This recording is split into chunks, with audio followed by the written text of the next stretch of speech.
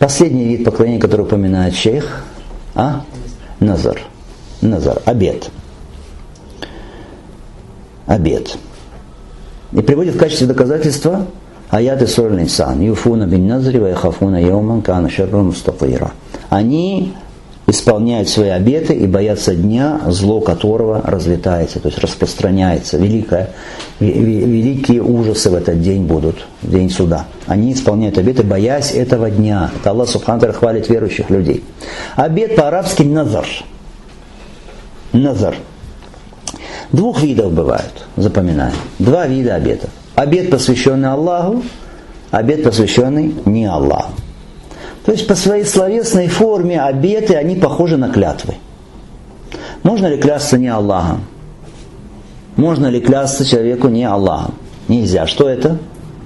Ширк. Какой ширк? Малый ширк. Малый ширк. То есть не выводит человека из ислама. Если человек умрет, не покаявшись в нем, некоторые уляма говорят, может быть, Аллах простит. Другие говорят, нет, поскольку это ширк, пусть и малый, обязательно будет наказан. Обязательно будет наказан в аду, но потом выйдет, поскольку это ширк малый. Потому что сказано, что Аллах не прощает ширк. Не сказано большой или малый. Ширк вообще. То есть не покаялся в нем, умер, обязательно понесешь ответственность. Да упасет Аллах Субхану ва Тааля. Как бы то ни было, клятва не Аллахом запрещена, она является ширком. Малым ширком, но может быть и перерасти и в большой ширк. В зависимости от того, насколько человек возвеличивает того, кем клянется. Так вот, назар, он похож на клятву по своей форме.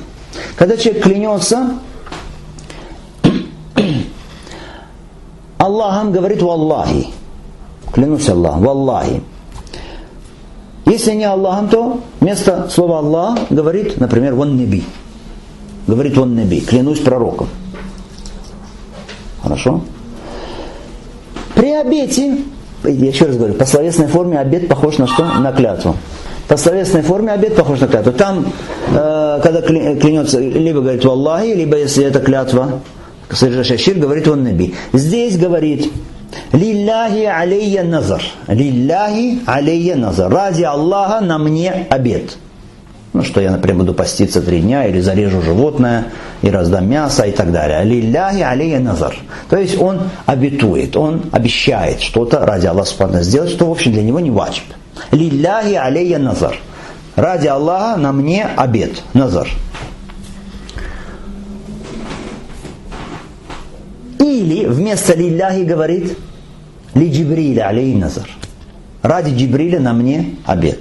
Или «лиль валииль фулян алейхи назар». Ради такого-то валия, то есть святого, праведника, пира, азиза, в разных странах по-разному называется, ради него что? На мне обет. То есть по словесной форме похоже. Хорошо? Там «Валлахи» или «Ван Наби», здесь что? «Лилляхи алейхи назар» или «Ли Джибриль алейхи назар» или «Ли Наби алейхи назар». Понятно? По словесной форме. Но по хукму, то есть по отношению ислама к этому, по суждению ислама об этом, уляма говорят, отличается. Хукм не одинаков. Если то клятва не Аллаха, мы говорили основа, что это что? Малый ширк, то здесь мы говорим большой ширк. А ширкуль акбар, посвящение обета не Аллаху, это большой ширк. Посвящает Джибрилю, посвящает праведнику, посвящает гробнице. Почему это большой ширк? Уляма говорит, да потому что невозможно посвящать кому-то обет, деяние я совершу ради него какое-то. Невозможно без того, чтобы не возвеличивать тому, кому посвящает обет, как возвеличивает Аллах Субхану ва Тааля, наравне с Аллахом Субхану ва Тааля. Верно? То есть, если кто-то посвящает обет Джибрилю или посвящает праведнику, от чего? Почему? От того, что он возвеличивает, возвышает этого праведника, так же, как возвеличивает Аллах Субхану ва Тааля, а это великий ширк. Это ширкуль акбар, большой ширк, который обязательно требует чего? Покаяния. Если не покается человек, все, не будет прощен никогда Аллах Субхану ва Тааля.